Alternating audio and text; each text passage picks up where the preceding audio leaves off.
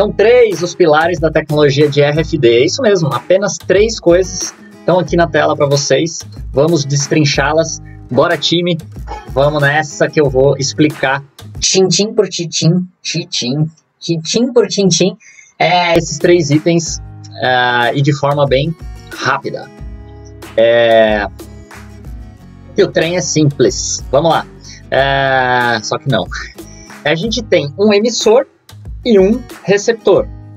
Para que as ondas de rádio se comuniquem, nós precisamos sempre ter um emissor e um receptor.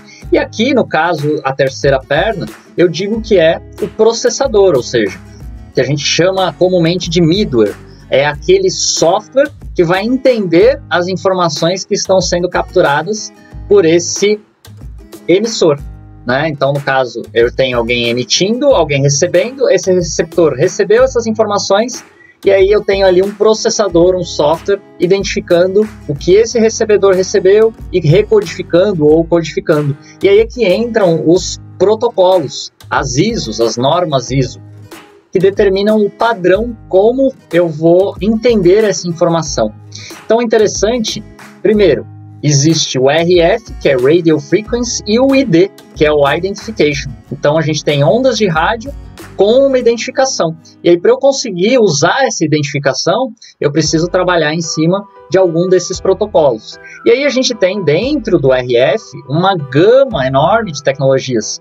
Então, muitas pessoas pensam que o RFD é só a tecnologia que está aqui, ó, dentro do UHF, que é lá o 900. Aqui no Brasil a gente trabalha 915 MHz mais ou menos, que é inclusive até a faixa de uma das bandas de uma operadora de celular, né? Então eu costumo até brincar, eu falo assim, a pessoa pergunta, mas será que o RFD, a etiqueta vai funcionar em tal lugar? Eu falo, bom, coloca o seu celular lá, se ele estiver dando sinal, é porque o RFD, o UHF, né, passivo também vai funcionar. Apesar desse gráfico mostrar aqui passivo e ativo, eu escolhi ele porque eu achei interessante o fato de que quando a onda começa a ficar muito pequena, ela não tem mais força para se propagar, então ela precisaria ser uma onda ativa.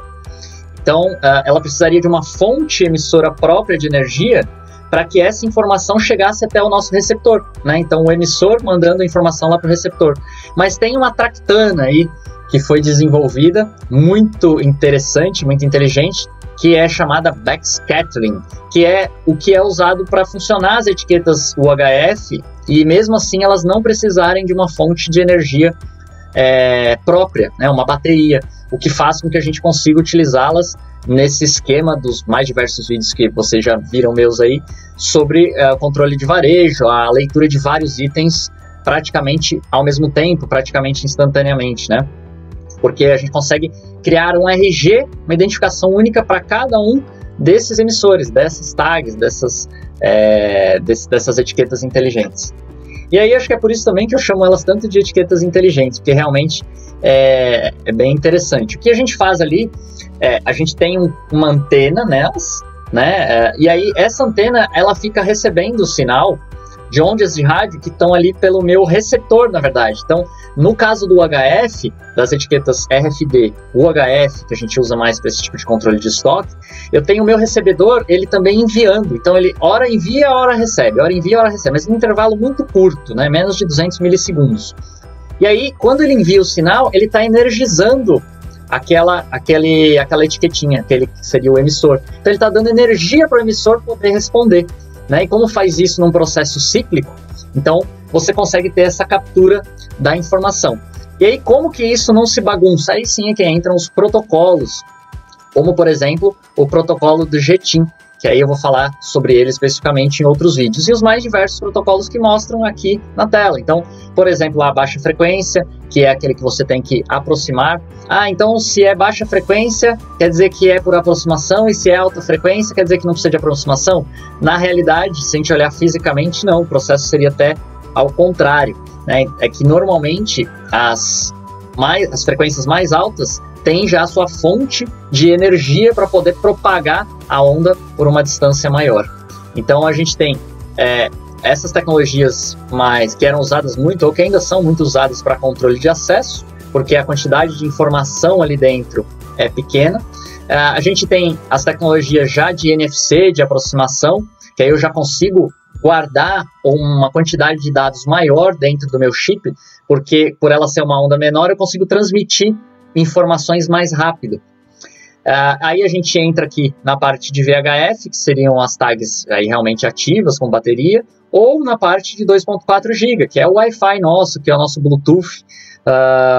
E aí a gente consegue também ter uma bateria ali, ter o que a gente chama de um MAC address, que é um endereço daquele dispositivo, então também consigo usar ele como forma de fazer um monitoramento em tempo real, por exemplo, de ativos, de pessoas. E a gente ainda tem aqui, que não aparece nesse gráfico, o UWB, que seria 4.8 GB, que aí você consegue uma precisão muito grande, coisa de centímetros. A gente tem usado em grandes indústrias para fazer o processo de picking e saber exatamente o que está sendo coletado no endereço. Vou tirar um pouquinho a minha imagem aqui, para vocês conseguirem ver as outras tecnologias aqui presentes.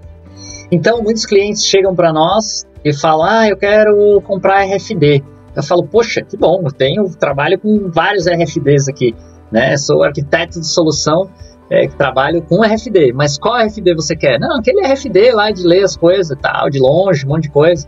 Então, assim, é interessante a gente saber que existem vários protocolos, que o Wi-Fi é RFD, que Bluetooth é RFD, né?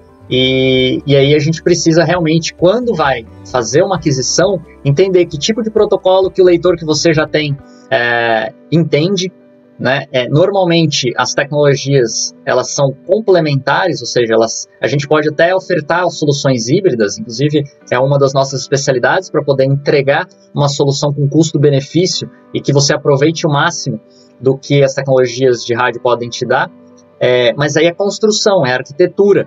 Então você precisa fazer essa combinação entre as tecnologias de RF, é feita através de um software, que seria a terceira perna, que eu chamo de middleware, né? Por que middleware? Porque às vezes o middleware ele não conversa direto com a pessoa que opera, ele só conversa com a máquina ali, tem uma outra camada ainda de software, que aí é a aplicação mesmo, que vai mostrar na tela bonitinho e tudo mais. Eu espero que esse vídeo tenha sido útil. Se você quer saber mais sobre protocolos específicos, dá uma pesquisada aí, porque provavelmente eu já fiz um vídeo falando sobre cada um deles, os benefícios de se usar um tipo ou outro e de se fazer essa simbiose aí, de ter uma solução híbrida.